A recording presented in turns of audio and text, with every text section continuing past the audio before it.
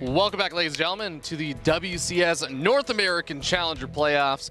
We are going to be moving into our last round of 8 match. My name is Fear Dragon. I'm joined here by Paulo Katz, who's my mime in disguise. How's it going?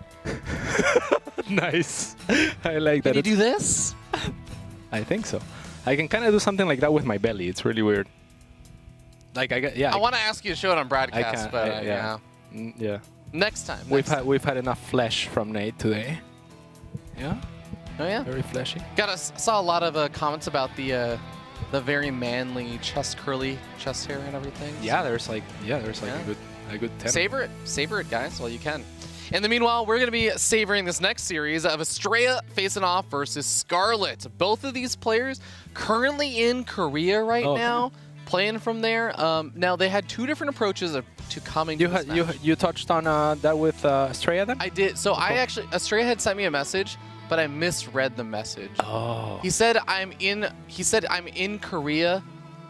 He said I'm here until Montreal. I thought he said I'm in Montreal. So that was my bad. That was my fault. But these guys had 2 different approaches to how they wanted to come to this match. See, Astrea decided to sleep before the match because it's like 7 a.m. or 8 a.m. right now. Mm-hmm. Scarlett stayed up for the match. So she's warmed up but tired. And Astrea's fresh, but but not warmed up. I see. So chances are, if this series was evenly matched, 50-50, that what would happen is Scarlett would probably win the first, second game, and then Astrea would turn around to 3-2. Do you think this series is evenly matched? I don't, of course. I'm not a madman, but Max Angel, one of the coolest names in the world, probably, actually. I was going to say StarCraft. Yeah, it is truly one of the best names in the world. Yeah, he's certainly capable, I think. I think on his best day, and he has been practicing in Korea, and that's the X factor too, right? Like, he's never been there before. He's young, he's motivated, he's feeling good about his play right now. Yeah. Yeah, and I mean, he's always been very talented. He's always been the kind of player that rises quickly. Let's introduce them first, I suppose. Introduce the players. Yes, indeed. In the top left-hand side of the map, playing as the Red Zerg, she is Scarlett. Many people's favorite player. Yeah, actually, I would argue she probably has the most people who name her as the favorite player of the players in the StarCraft scene these days. Yeah, it helps she's been around since the start almost. Yeah, 2012. And she's perhaps the player that has remained strongest and most consistent since, aside from some Koreans perhaps. Yeah. I would for the most part agree with that. Down here at the bottom right, we have the blue legendary Protoss player from Team Alpha X Esport. It is Astrea, aka Max Angel. Yes, indeed. So, Max Angel, a bit of a funky one. If you guys are a fan of players who like to mix things up and have their own little twists on things, Max Angel is your man. Astrea loves to do his own little kind of unique little things in his build orders. He does do some kind of standard stuff every so often, but I would say most of the times he's playing out a game of StarCraft, he's kind of doing something he came up with for the most part. Yeah, he's very receptive as well. Yeah. He's one of the most receptive players. He has his ears very open for feedback. Most players tend to nod, right? Like tend to look at what's what. But again, I've talked to a lot of these pro players about their approach on the breakdown. And Max Angel was actually my first guest. I loved that episode. He was my experiment, so to say. And he was extremely receptive just to everything I said. And then the next day he was like, hey, can we do another one? I'm like, no, I'm not doing free coaching. You only get one. Yeah. So I talked with him before. He's got some special memes planned for this series versus Scarlett because both of these two, like we said before, they're not just in Korea, they're in the same house. They've been living together. They talk with each other. They're friends with each other. They discuss and know exactly how each other play for the most part. But Astrea was saying, Scarlett knows how I play. I mean, besides the builds I prepared for the series. Nice. So I'm looking forward to that. Yeah, very much so. And Astrea is a very intelligent player, and again, the type of player who is receptive enough that he can easily change, that he can easily make... The reason he's receptive is because he can actually evaluate the feedback for what it is without proof that it is, you know, if it makes sense type deal. And so that kind of approach is extremely important and powerful to have to be able to adapt. He's very adaptive as a player as such, and you know that speaks to what he told you. We already see that Dark Shrine on the way, going to be opening up with some Dark Templar and probably that War Prism popping on out, trying to put some pressure on Scarlett. Scarlett, as a player, I think she doesn't need too much of an introduction. Most people know who she is. She is the queen of blades, as I think Awisum Sauce was just pointing out over there. But she is a player that I think she tends to have two different modes, especially when she plays versus NA players. I love that we've settled now, all three of us. It's Awisum now. Awisum Sauce. Yeah, you know, you sold me when I realized I don't have to actually spell out how his Twitter handle is spelled. That's the way. But Scarlett has two different modes. She's either very cheesy or very, very macro and like macro-oriented, very safe and just standard style. Yeah, she's. But they're two extremes. She doesn't go to She doesn't go to the in-between very often. Not so much, but she does have that range, right? She's a very adaptive player in her own right.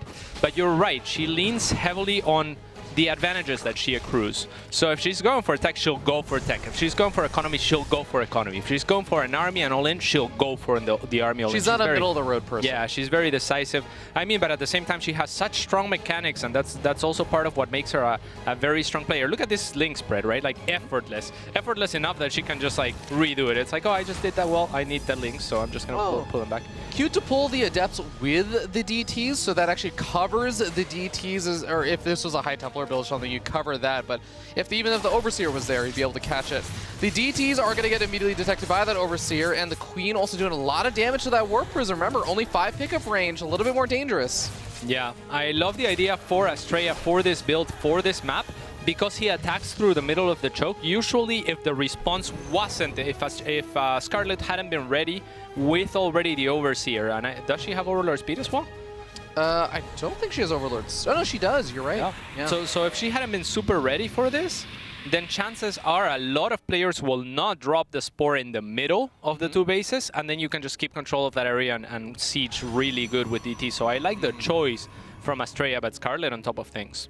Yeah, of course, this is a build from Astrea that you do transition out of. I mean, you get up your third base behind it. Going for Blink, though. Cats, what are your thoughts on that one?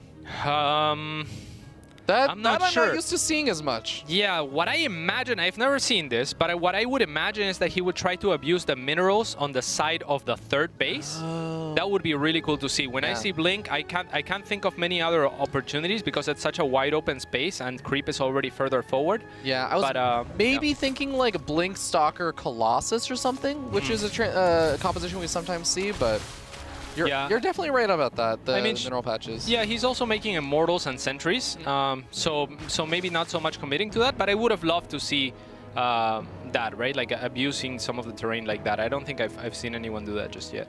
Yeah, this also, by the way, again, these two players, to reiterate over and over and over again, they're really good friends. They talk with each other a lot. Scarlett did add on that Spire, so this also could just be a bit of a mind or metagame thing where he knows Scarlett really loves her mutas, and she traditionally always has. And this might just be a kind of covering his bases against something like a Mutatech switch. Yeah, very, very strong on the Mutatech switch. And Astrea is a very perceptive player as well. Like he has a great game sense. So yeah, we'll see what he chooses to do here. I think Blink is at the same time not the best response to mutas, especially. It's like a temporary one, right? Yeah, like it has advantages should you be able to shut down the Mutalisks. You can kind of push out, and the Mutalisks are kind of rendered ineffective on defense. He needs to recall yesterday. Okay, no recall for you. Yeah, he's just going to lose him. Yeah, he needed to recall as soon as he saw the links on the way. Like recall was off cooldown, right? I know he recalled the Warp Prism earlier, but I'm not 100% actually, but that's fair to point out because it was off cooldown. Don't want to do that. Yeah, they've just not had energy for it. Perhaps. Stalkers do manage to blink on top of two of the mutas and manage to snipe off one of them, the other one very, very low on hit points. He has the Warp Prism speed upgrade coming out from the Robotics Bay. Has not gotten a single Robotics Bay unit out, just the Warp Prisms. Yes, indeed. A lot of roaches for Scarlett, and this is kind of a little bit of a wasted investment of some sort. And Scarlett, if she realizes, I think, that Max Angel is not really committing to Phoenixes whatsoever to account for her mutas, I would love to see her lean heavily on that. But she is making an Infestation Pit, now a Hive, investing into melee upgrades and baneling speed, so that becomes a little bit less and less likely. Yeah, all that gas being dumped into other things does make it hard to really go ham on the Phoenix. And now we do see a Stargate being started up there for Max Angel. So Astrea is probably not actually just thinking about the mutas, but he is thinking about the eventual check transition to help get Tempests up to, or carriers actually, as we've been seeing a lot today. Yeah. Deal with the Broodlords. I mean, Scarlett started with 5 muta. 5 muta will one-shot probes. So Astrea probably thought, okay, that's just the only ones that she's going to make. But then she actually adds more, and that's when I think he drops the Stargate, because if she's willing to add more, then, or she might be adding more on the back. This is, but Scarlett's commitment is still not on mutas. It's still a further fake saying like, okay, go, you know, answer, or. Well, this is looking like a pretty scary looking army here from Scarlett, as she is now maxed out, making a bunch more of these banelings. The Warp Prism with speed manages to sneak past the mutas, but unfortunately it does stop there. Yeah, a little bit sloppy there, not clicking all the way through, as he was probably planning to camp the Warp Prism on the dead airspace for when Scarlett attacks him. Another Warp Prism on the south side of the map does run over some of the banelings there, so Scarlett may be able to get those mutas in position. She's sending them over. Not sure that she saw them. Morphin banelings don't have very good. She's sending the mutas to that direction. Okay, then yeah, she definitely saw it. Fortunately, a little bit of lag. We are playing on Korea, by the way. Indy. Emil, come on. Expected better of you, Emil. Wait, is Indy Emil? No. Oh. But it just, if there's lag, we blame Emil. Yeah, that is true. That's the meta. That's the caster meta right now. Yeah, I was gonna say like yeah, that's. The Warp Prism will get chased down, unfortunately. Even with speed, it does move slower than a muta, but slightly so. Yeah. Ever so slightly. Yeah. Archon tries to come forward. Here are a couple of those Phoenix that were made, and they are underneath the shield batteries, so they can take on these mutas even in a head-on fight. 4 Phoenix versus this muta count. All of these mutas are now dead. Phoenix are just going to change training out. God. Oh, no force fields or anything! Oh my god! Oh, nice blink though. Yeah, I mean, the Stalkers will survive for a bit. Oh, that Disruptor hit! Beautiful. Massacring the Banelings and the Lings. Is this going to be enough? I'm not sure. It's very difficult to say. Very beautiful flank there from Scarlett. Max Angel doing the best that he can. But it may not be enough. I mean, Ravager's not the best units against Phoenix. GG. Numbers are not there. That is a painful one, honestly, Cats, because you see that army just move commanding, and you see all those full energy sentries, and you're like, if you get the force fields out, even if you don't, even if it's not 100% ideal, because he is getting caught out of position a bit, just get the force fields out. You can at least survive. The Banelings don't connect on literally the entirety of the core of the army.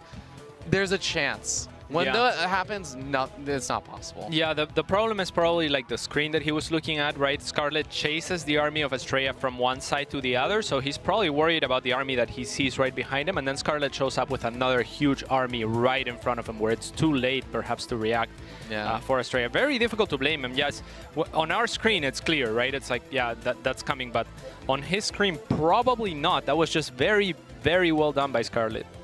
Yeah, absolutely. And of course, even just the mutas focus firing down individual probes and everything. It's just, there's small little things that are going on. And you're totally right. We do have a very different sense of vision than the players actually do. We have a lot more tools available to us. Yeah, I mean, even for me, it really didn't register that the other army, that there could be another army that large coming from the other side to cut off. And the timing, right, is very, very impressive, because Scarlett was waiting for Astrea basically to react exactly how Astrea reacted. Yeah. So yeah, when you do that, you just predict what your opponent's gonna do, and you're set up for it already. It's very difficult. That's all she wrote. But that does mean now that Scarlett leads up to series 1-0. We're going to be moving on to Acropolis, or game number 2. Thunderbird, oftentimes that map that you say is the best in the current map pool for taking 3 bases, which a lot of pros players, that's kind of the big thing. Get up to 3 bases, get your big tech play out and do some pressure, and then just make sure you can defend from there. Now not having Thunderbird, how are you feeling about, I guess, like how the next couple of maps might end up shaping out? Yeah, personally, even though that is very true about Thunderbird, I personally don't feel like it is a good Protoss map. Or? No, I don't know about good Protoss map, but I don't feel like I'm done on it. Like I felt on previous maps with a similar setup. Yeah. I'm not exactly sure what it is. Perhaps it's that the fourth is, for example, so wide open. That's true. That it doesn't favor like Protoss and Terran past the 3 base. But yeah, I mean, we never got to that stage. Yes. As we didn't get it to in that last game. But now we move on to Acropolis. Astrea got to bust out some new strats or some new memes if he wants to try and take a game off of Scarlett as we move into game number 2. Looking forward to this one. There's one map specifically that Astrea told me he had a very special build planned, and I will let you know when that happens. Is it the third map, hopefully? Because I don't know. I don't know what the map vetoes were, so I cannot tell you what order it is. I am excited. I'll save it for when we actually hit the map because I don't want anything to be spoiled. I love it. Well, scatting around. Okay, now that's just Scarlett with a rally point. The Overlord. I was gonna say Scarlett is she is the kind of player who would absolutely throw in like a proxy hack. Oh or something, yeah, so. very much so. Just checking around for that. Yeah, her toolkit is pretty big. How do you feel like the DT drop kind of went in that last game? Very poorly, obviously, but Scarlett had the perfect response. She had already Overlord speed, and she was ready with the lair. And she was going pretty much like roaches. She was holding the middle ground, which Astrea was going for, so she kind of anticipated everything that was coming. I'm sure she scouted it, right? Like, she must have scouted it, or I don't know that she saw the Dark Shrine, but she did see the War Prism moving out, and I guess the 2 Adepts were there, so she probably assumed, like, okay, yeah, she might have seen the timing of the robo, the timing of the gases at the natural. There's a lot of potential tells for that. So I'm sure she had a good read on what was going on. So, yeah, difficult from that position on for Astrea. But I mean, I liked the strategy. I liked the approach. I liked most of the things he did. Okay, moving into game number 2. I do think it's worth noting that it's a strength of Astrea that I think he has a lot of diversity in his build order potential. I think he prides himself on that and being able to throw out, especially in this matchup, a lot of different sort of styles. So I'm expecting we're going to be seeing something totally different from him in this game, but only time will tell. Yeah, he's been pretty annoying with this probe. I hate it when probes do that. Messing up with your full... You know what my favorite thing is? Is that when I see players do it to me, and I just say, you know, I never really get the proper saturation and like the perfect mineral mining anyways, so you're wasting your time on me. Yeah. It's one of those things that only works if your opponent's good enough. A little bit, like the drones will settle it will delay things, yeah. Yeah, certainly. But at the same time, this is a probe that's also not mining, right? So there's the trade-off. It's actually not that bad for the Zerg theoretically, but you know, he gets to stick around and check things out whilst kind of evening the grounds on an economical field. Yeah, we got Twilight Council first coming out once again here from Astrea. Oh. Adept shading around. But the Lynx retreated already. Yeah, the probe saw that the Lynx retreated though. The probe's just chilling in the center. Finally retreating back home now. I guess he was worried about some sort of counter-aggression because he's holding the watchtower for a little bit longer there. And it looks as if the Adept will make its way through anyway, so this is just delayed. Yeah. Well, the Queen is already out, and a couple of those Lings are back at home. Adept cancels its shade after it sees the Lings have pretty much already got a surround on it, but of course, Astrea has scouted out the 3rd base. He's going to feel a little bit better seeing that, making sure that it's not going to be a super cheese coming out his way.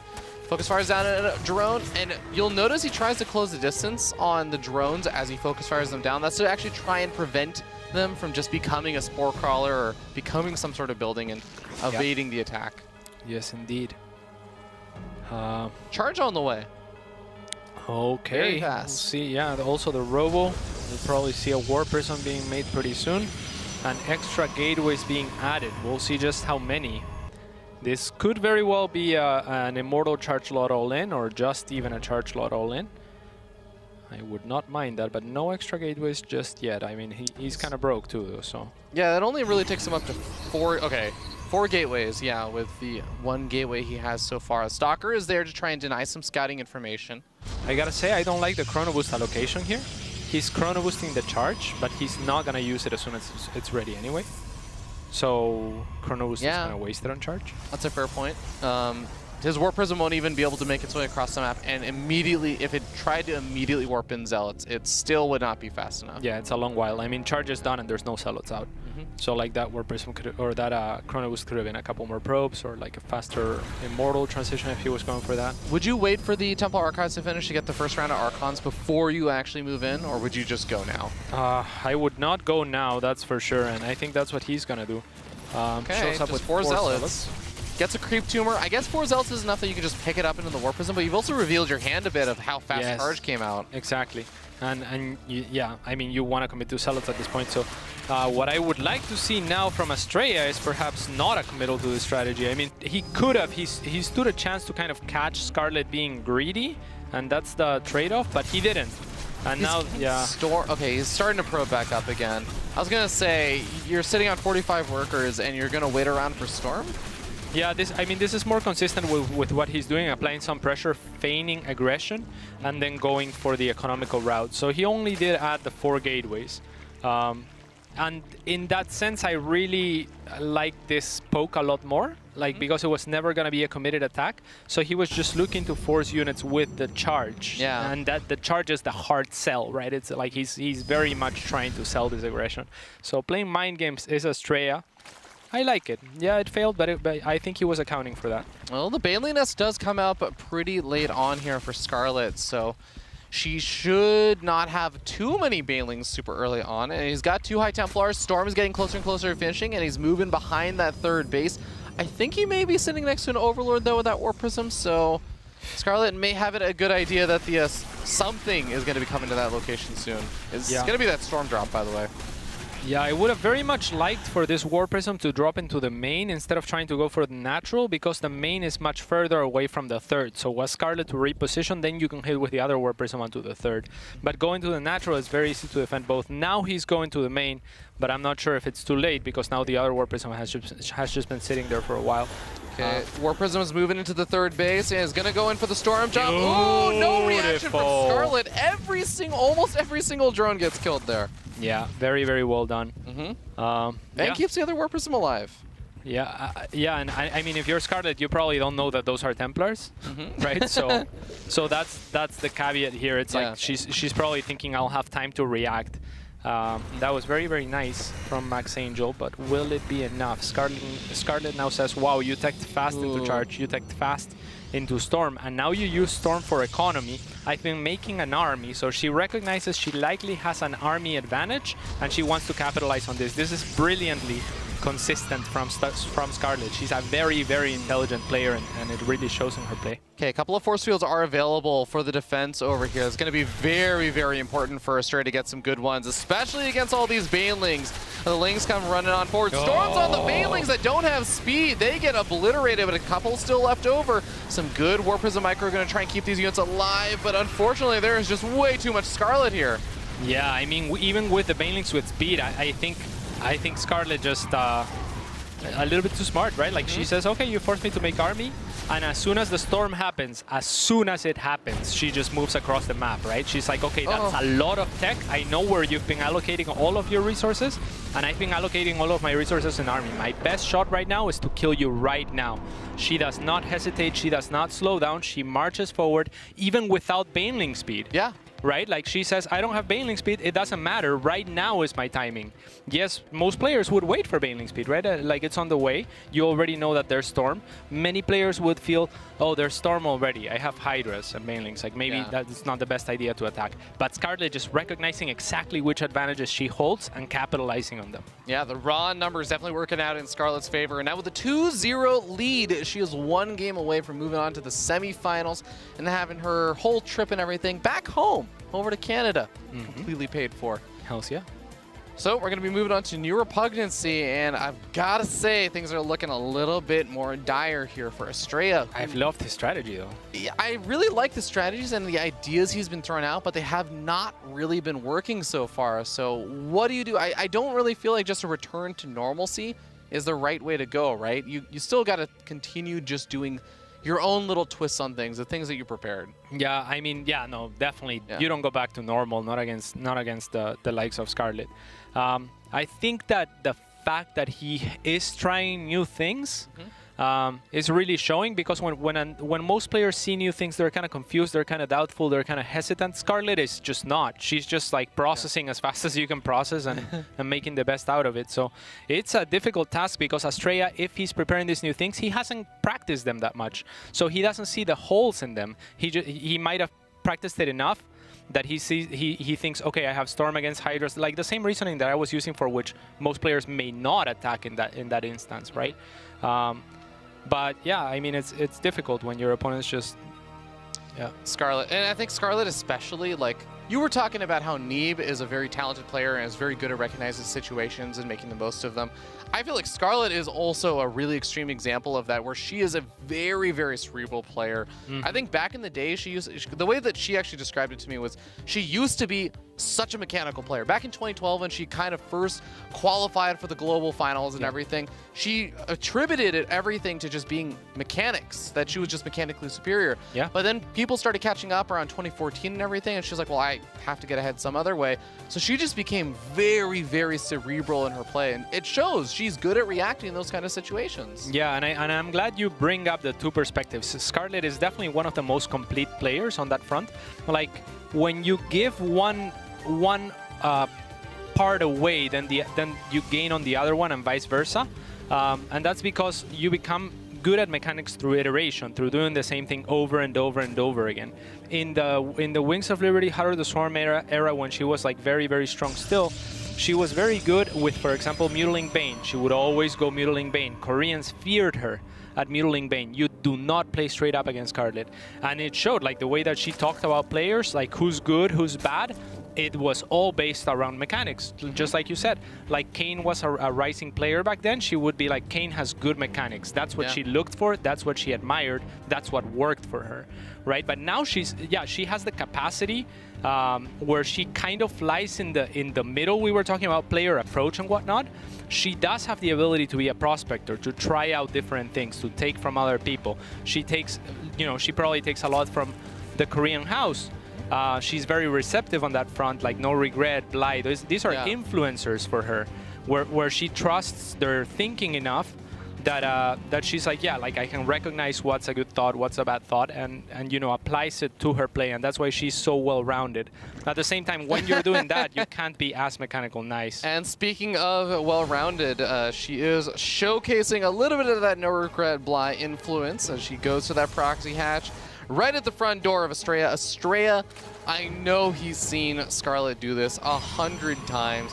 He knows that she loves doing these kind of things, and I'm sure he's thought of his reaction to doing this. I'm sure he's faced off against this kind of stuff from Scarlett before. So what is it going to be? Yeah, I would like to see maybe a second gateway added. The Salad Kernel Boost is obviously one of the better choices. I do not want to see a Nexus thrown down anytime soon, even though a lot of players might think that's a good idea. I would have not minded at all a little bit of a probe pool, like pull 3-4 probes. You don't have to pull a lot of probes, and again, I'm gonna reveal some secrets about proxy hatching here, but most players will pull enough probes that the hatchery doesn't finish. What you want to say to your opponent is, I'll pull enough probes that your hatchery barely finishes, so now you have to make the choice between, do I let it finish and let it die like right after it finishes? And that's not the choice anyone wants, so they'll end up canceling anyway, and you won't lose as much minerals, as much money. One more pylon to wall off. No, he's actually just going to go for the shield batteries. The pylon's going to buy a bit of time. The Zealot is going to now be accompanied by the Adept. And yeah, I was thinking that maybe he was saving up for like a Robo or something here, but just the shield batteries and saving up a lot of minerals and gas. There's the Robo. Okay. Yeah, he needs a Robo and Immortals if he's going to be going against a Spinecrawler Rush. That's for sure. A Spinecrawler Rush quite a bit. Yes. So I believe it. He definitely have to be on the lookout for that. Shield batteries will buy a lot of time, but the Spines will eventually start working on the wall off. Now it is what is the opposite of a blessing in disguise? A curse in disguise. Oh, a curse in disguise. Oh, yeah, okay. You were talking about like the complete opposite. Yeah, but yeah, like a curse in disguise was how close he put the shield batteries there. Nice right? positioning though on these. Okay, well it was nice positioning. This is kind of wasteful from Scarlett actually. I don't think she's gonna be able to kill anything before the Spines. Very all of the shield batteries except for 2 of them now, right? Yeah, that's fine. The shield batteries are there to buy time at the moment. The Immortals are the key piece. one of the full energy shield batteries that just finished gets deep power. It's not going to have any impact whatsoever anymore. And the Lynx are looking to float by. Now, Astrea didn't even start at Nexus. I think this is holdable for him. He really just needs those Immortals, maybe a few sentries if he can afford them. I really would have liked the wall of earlier with like a second gateway perhaps. And I really think if he just pulled 3 or 4 probes, that hatchery would have been such a threat that she would have been. Oh, I don't like that. Yeah, he's getting up 2 cannons now. So he is almost going to be able to hold that position. Force field. Yeah, the force field comes out. Oh, few Lings did get in though, and this is going to be problematic. Okay, no, not too many Lings actually get in. Yeah, the Cybercore will fall. That's a little bit of a problem, but he wants to be investing into Immortals as much as he can. I really don't like the cannons. There's already these spines, and Lings and Queens potentially are not, particularly bad against the cannons, and there's an entry cost to the cannons, which is in the forge, right? So yeah, not the biggest fan for sure. Now, Scarlett only did make 3 spines, and in this case, the cannons could be all right, because they have to uproot. All of the pylons, okay, well, it doesn't matter, though. We're going to see the Lings just come flooding on in. They do manage to sneak on through. The shield battery is going to continue to heal up one of the sentries. Force field does get thrown down and actually protects that Immortal really, really well. The cannons are actually ending up being pretty helpful here. The Immortal focusing down the spine. He does manage to kill that off. Does he have enough behind this? There's no more Immortals coming out. It's just the sentry. Yeah, it looks pretty dire. I mean, you really want a few more units there to hold. The cannon is just diversifying too much on your investments, I feel like.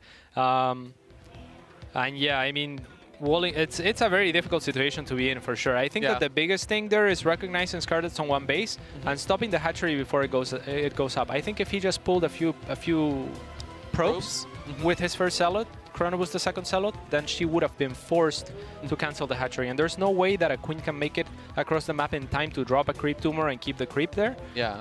So, if she commits to spines right after the hatchery finishes, then they'll just die, time out and die. So I think that definitely could have been better handled by him.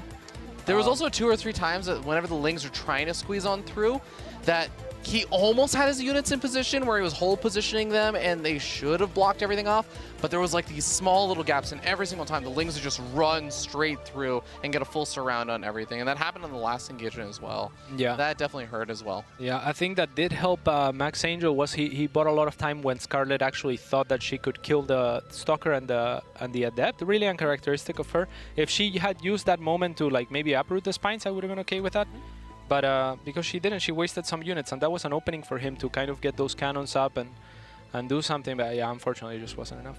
All right, well, that is a bit unfortunate for Max Angel, the man with the coolest name in North America. He can still hold that title, but he is not going to be moving on to the semifinals. Scarlett, instead, is going to move on to face-off versus Masa, which, again, both those players in Korea, and Scarlett has a bit of a losing streak against him. But before that match, we're going to be moving into a Protoss versus Terran of Neve versus Future. Don't go anywhere. You're watching WCS America.